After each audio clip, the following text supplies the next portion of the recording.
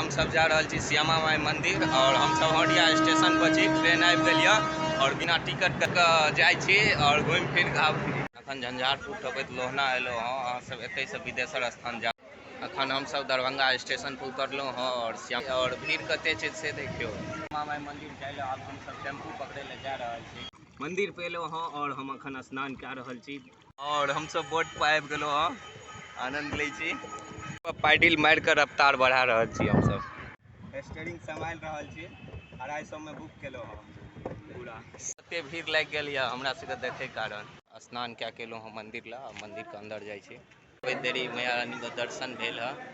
मैया रानी का सब दर्शन करू और मंदिर में काफी भीड़ या देखैत हेबै अहाँ सब। और मंदिर से दर्शन कए के निकललो हँ अखने।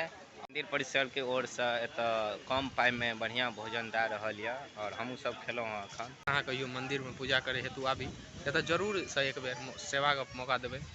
मंदिर के प्रांगण से हम सब निकल रहल छी। मंदिर से निकललहुँ हँ।